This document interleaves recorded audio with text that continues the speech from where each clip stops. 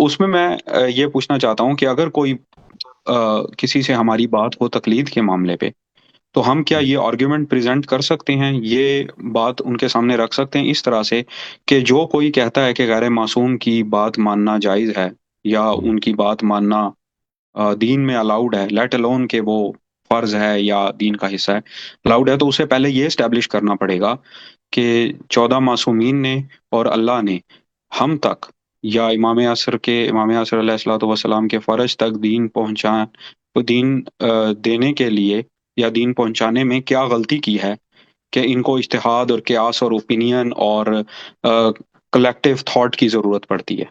کیا یہ بات صحیح ہوگی اگر ہم یہ اس طرح کہیں؟ دیکھیں وہ تو نہیں کہیں گے کہ انہوں نے غلطی کی ہے، وہ کہیں گے آپ کو سمجھ نہیں آتا، وہ یہ کہیں گے آپ کو جسٹیفائی اس طرح کرتے ہیں کہ دیکھیں آپ کو کوئی بھی چیز سمجھ نہیں آتی، کسی دوسرے سے سیکھنا یہ ہر جگہ ایک مقبول اور صحیح طریقہ کار ہے کہ اگر آپ کو ایک چیز سمجھ نہیں آتی، آپ اس فیلڈ میں ایکسپرٹ نہیں ہیں، آپ کو تخصص نہیں ہے، مثلا آپ انجینئر ہیں، مجھے انجینئرنگ نہیں آتی تو میں آپ سے رجوع کرتا ہوں کہ بھئی یہ پروجیکٹ ہے میرا، آپ اس کو ریویو کریں، اس میں جو نقائص ہیں آپ نکال دیں، تو آپ ریویو کریں گے، وہ نقائص نکال دیں گے۔ یہ بات ان کی بالکل صحیح ہے کہ آپ یعنی عام آدمی کو اگر کوئی چیز سمجھ نہیں آتی تو اس شخص سے رجوع کرتا ہے، اس شخص کے پاس جاتا ہے جس کو آتا ہے۔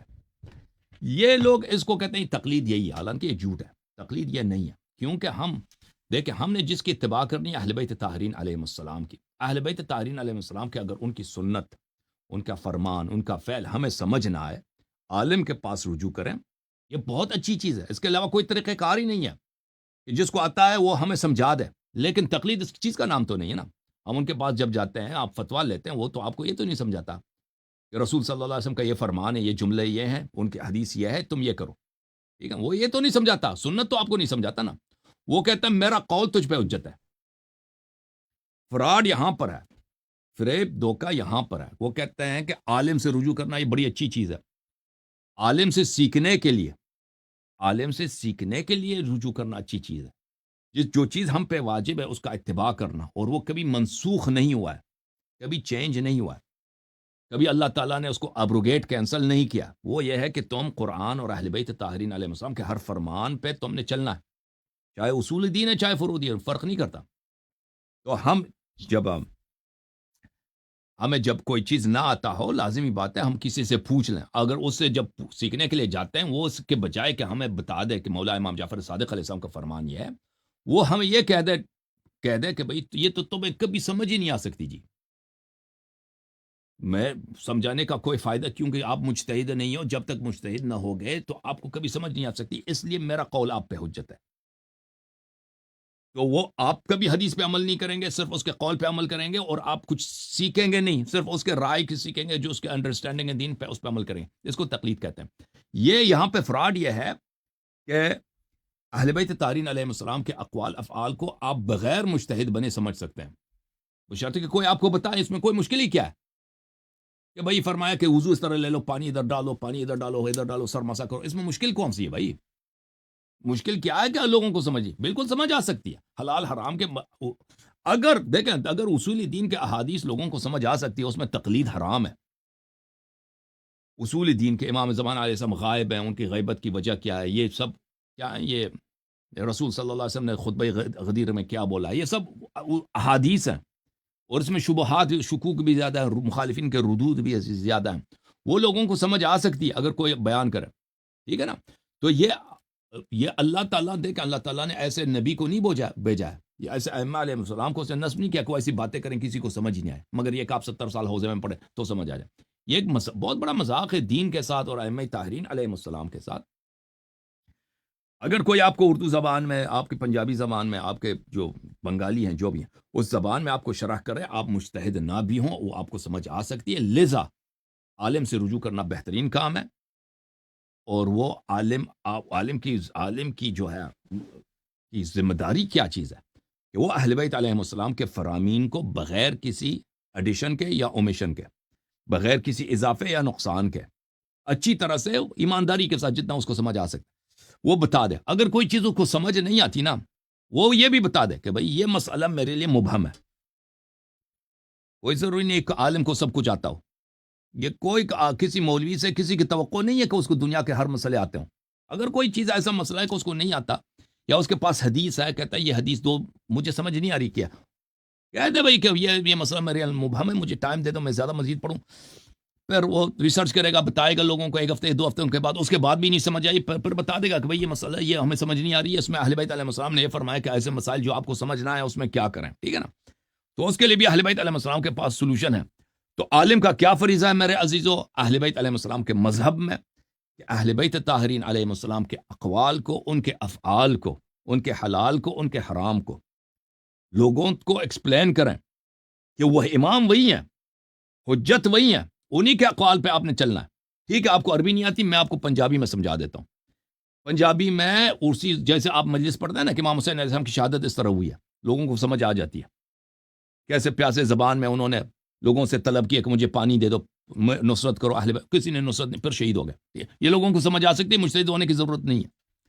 اسی طرح امام حسین علیہ السلام نے کیسے وضو بنائی ہے، امام جعفر صادق علیہ السلام نے کیسے بتایا کہ تم نکاح کرو، نکاح کے مثلا مستحبات کیا، شب زفاف کے مستحبات کیا، یہ ایکسپلین کرے. کیوں نہیں سمجھ بہت سمجھ آ سکتی ہے، یہ بکواس ہی ہے کہ کسی کو سمجھ نہیں آ سکتی. عالم کا کیا کام ہے؟ عالم کا کام ہے بغیر اضافہ کم کیے لوگوں کو پہنچا دینا. اب یہ لوگوں سے کہہ دینا کہ بھئی میرا کلام آپ پہ حجت ہے، ٹھیک ہے نا، یہ کتنی بڑی غداری ہے شیعوں سے کتنی بڑی غداری ہے عام عوام سے، کہ ان تک آپ اہل بیت علیہ السلام کے فرامین کو ان کو محروم رکھیں. ان کی زندگی گزر جاتی ہے، بچے ہوتے ہیں، جوان ہو جاتے ہیں، بوڑھے ہو جاتے ہیں، مر جاتے ہیں. ان کا کام یہ ہوتا ہے علماء کے فتووں پہ عمل کرنا کہ میرا کلام آپ پہ حجت ہے، میں کبھی ایکسپلین نہیں کروں گا کیونکہ آپ کو سمجھ نہیں آ سکتی. تو یہ اپنے آپ کو حجت بنانا، امام بنانا لوگوں پر، یہ امامت کا غصب ہے. اپنے آپ کو کسی نے امام نہیں بنایا، امام اہل بیت علیہ السلام. آپ کبھی حجت نہیں بن سکتے، میں کبھی حجت نہیں بن سکتا.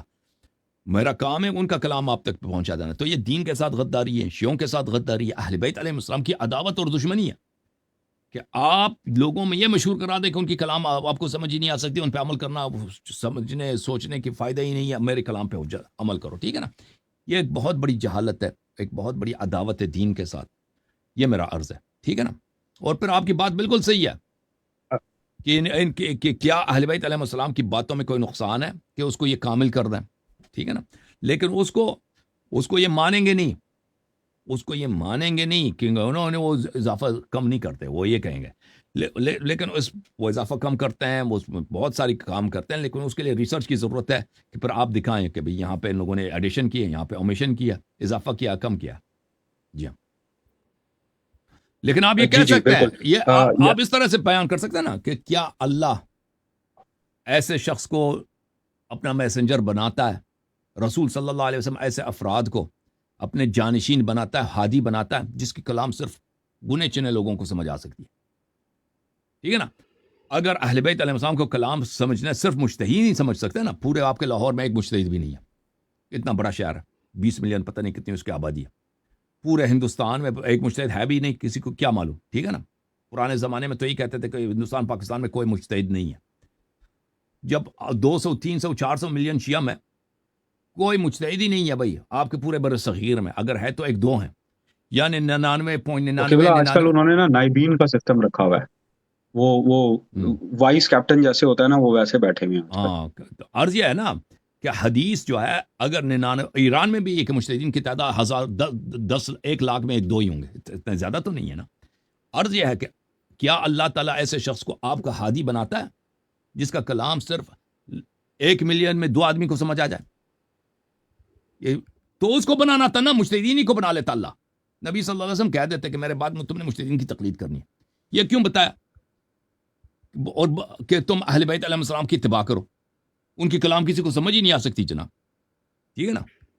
یہ مذاق ہے پیغمبر کے ساتھ، اللہ کے ساتھ، نبی صلی اللہ علیہ وسلم اور مومنین شیعوں کے ساتھ ان کا مذاق اڑا دینا، کہ بھئی ان کے عقول کا مذاق اڑا دینا، اس طرح استہزاء اور تمسخر بنا دینا کہ انہوں نے ایسے، آپ کے امام ایسے ہیں کہ اس کی آپ اتباع کر ہی نہیں سکتے. جی، اور حجت وہی ہوتا ہے جس کے کلام پہ آپ چلیں، ہادی وہی ہے جس کے آپ ہدایت پہ چلیں. جب وہ امام جعفر صادق علیہ السلام لاکھ خطبے دے دیں، جب شیعوں کو سمجھ ہی نہیں آتی تو فائدہ ہی کیا اس کے خطبوں کا.